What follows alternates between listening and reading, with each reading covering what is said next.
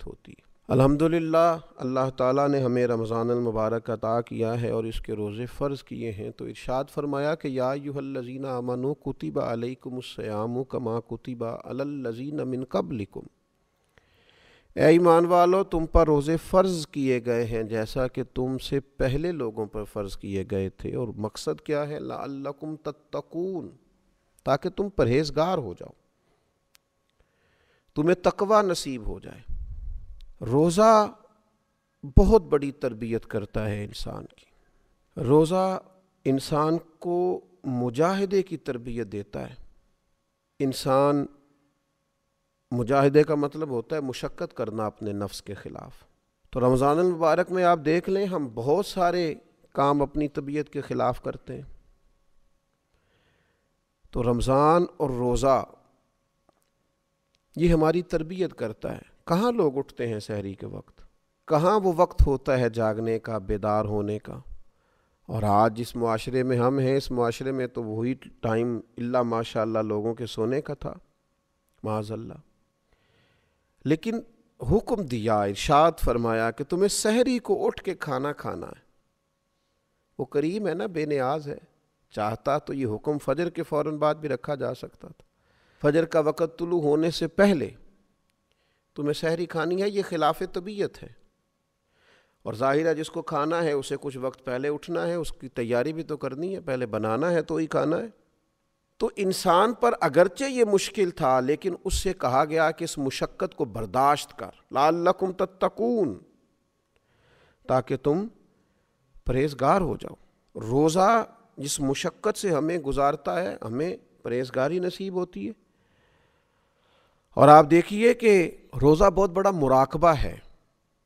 کس بات کا مراقبہ؟ اللہ تعالیٰ کے حاضر و ناظر ہونے کا مراقبہ۔ آپ اکیلے ہیں گھر میں، کوئی آپ کو نہیں دیکھ رہا، فریزر کے اندر سارا کھانا موجود ہے، آپ اطمینان سے کھانا کھا سکتے ہیں، لیکن نہیں کھاتے۔ کیوں نہیں کھاتے؟ کہ میں نے روزہ رکھا ہوا ہے۔ تو بھئی بہت سارے کام ایسے ہیں معاذ اللہ جو لوگ صرف اس وقت کرتے ہیں جب کوئی دیکھ نہیں رہا ہوتا۔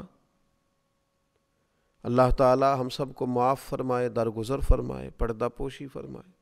لیکن اس نے روزہ رکھا ہوا ہے، کوئی نہیں دیکھ رہا، اس کے باوجود بھی یہ کھانا نہیں کھاتا۔ کیوں؟ کہ اس کے دل میں یقین کامل ہے کہ میرا اللہ مجھے دیکھ رہا۔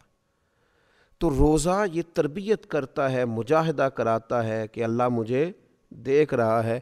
اگر یہ مشق پک جائے نا باقی 11 مہینوں میں بھی، تو تنہائیاں پاک ہو جائیں گی، ساری مزاج پاک ہو جائے گا۔ جس طرح اگر صبح سحری میں اٹھنا پک جائے تو فجر کیا تہجد کی مضبوطی بھی نصیب ہوگی۔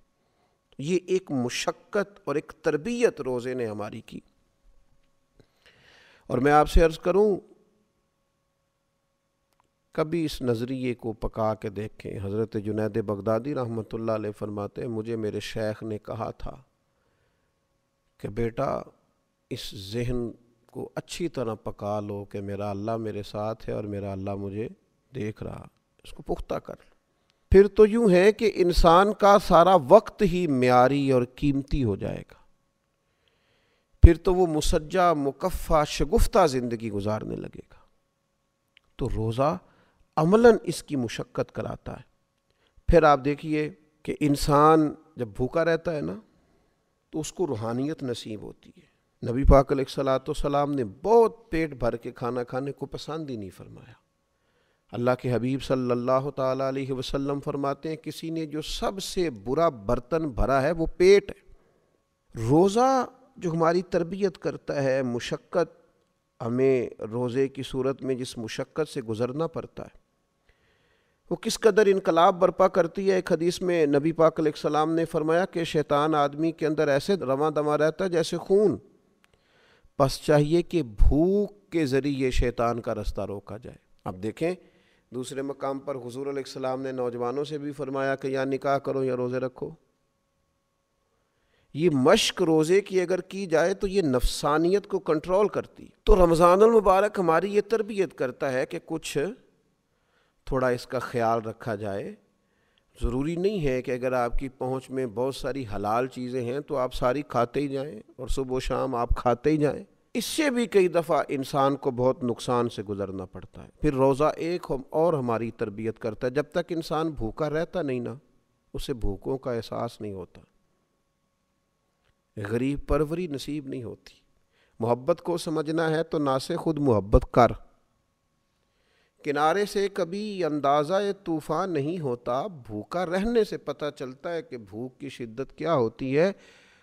بہت زیادہ کھانے رکھنے والے، بہت زیادہ مال رکھنے والے، بہت زیادہ وسعت رکھنے والے اندازہ کریں کہ ان کو پتہ ہے کہ ابھی افطار ہو جائے گا، تو پھر بھی کچھ نہ کچھ اپنی خواہشات کے خلاف انہیں مشقت کرنا پڑتی ہے، تو اس شخص کے دکھ کا بھی تو اندازہ کریں جس کے پاس کھانا موجود ہی نہیں ہے، اسے بھوک ہی بھوک کاٹنی۔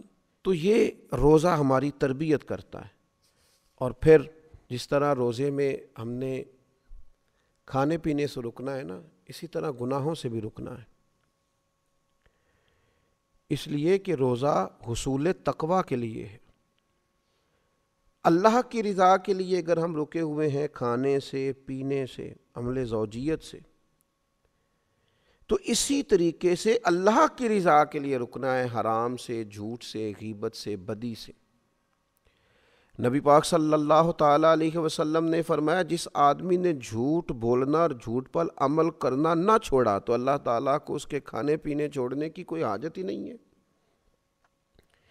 تو عملی تربیت رمضان المبارک ہماری کر رہا ہے کہ جس طرح ہم پرہیز کر رہے ہیں۔ میں نے خود دیکھا بعض لوگوں کو جن کی طبیعت بڑی تیز ہے، بڑی جلدی جھگڑا کرتے ہیں، لیکن رمضان المبارک میں اگر کسی نے سخت بات بھی کر دی تو اس نے کہا جا یار میں نے روزہ رکھا ہوا ہے۔ تو آپ اس بات کو سمجھیں کہ جس رب کی رضا کے لیے آپ نے روزہ رکھا ہوا ہے نا، اسی مالک کی رضا کے لیے آپ جھگڑا چھوڑ بھی دیں، آپ درگزر کا مزاج بھی پیدا کریں، یہ والا روزہ بھی تو کبھی رکھے نا۔ اور پھر روزہ ہمارا قرآن مجید سے رشتہ بڑا مضبوط کرتا ہے۔ آپ دیکھیے جتنا موسم بہار رمضان میں ہوتا ہے نا، تلاوت قرآن مجید کا مشق ہو رہی ہے، قرآن مجید یاد کیا جا رہا ہے، سنایا جا رہا ہے، مسلمانوں کی بڑی تعداد، بہت بڑی تعداد ذوق شوق سے تراویح میں کھڑی ہے، قرآن مجید سن رہی ہے، گھروں میں تلاوت قرآن مجید ہو رہی ہے۔ تو روزہ تربیت کر رہا ہے کہ قرآن پاک سے جڑ جاؤ، اس کے حلال کو حلال سمجھو، اس کے حرام کو حرام سمجھو، قرآن مجید کے قاعدوں اور ضابطوں کے مطابق اپنی زندگی کو ترتیب دینا شروع کرو۔ پھر جب ہم آگے بڑھتے ہیں تو رمضان المبارک ہمیں پابندی اوقات کا بڑا درس دیتا ہے۔ آپ کو فجر سے پہلے کھانا ہے، یہی وقت ہے، اس کی آپ کو پابندی کرنی ہے۔ اگر فجر ہو گئی، آذان ہو گئی، تو آپ ایک لقمہ اپنے گلے سے نہیں اتار سکتے، آپ پر پابندی ہے، آپ کو ٹائم دیا گیا، اسی ٹائم کے اندر آپ کریں گے یہ کام۔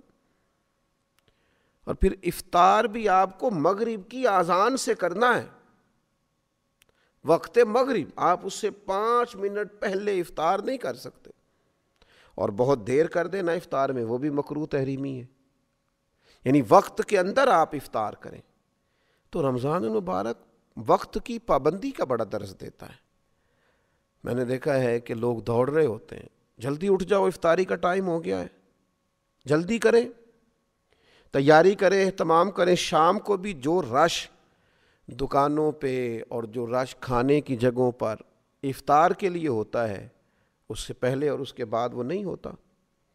تو جس طرح ہم رمضان المبارک کے اندر پابندی کر رہے ہیں اور خیال کر رہے ہیں، ہمیں اسی طرح باقی اپنے سال میں بھی اس مشق کو جاری رکھنا چاہیے۔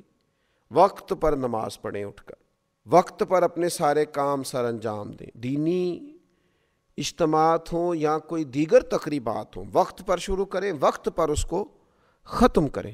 اوقات کار کی مصروفیات کی جو تربیت رمضان شریف کرتا ہے، اس تربیت کو پورے طور پر اپنی زندگی کے اندر لاگو کرے۔ تو یہ رمضان المبارک جو ہماری تربیت کر رہا ہے، اس تربیت کو ہمیں سمجھنا چاہیے، اور اس مہینے میں روزہ بھی رکھنا چاہیے، اور اس عملی مشق سے بھی گزرنا چاہیے۔ اللہ تبارک و تعالی سمجھنے کی اور صحیح معنوں میں رمضان سے فیض یاب ہونے کی توفیق عطا فرمائے۔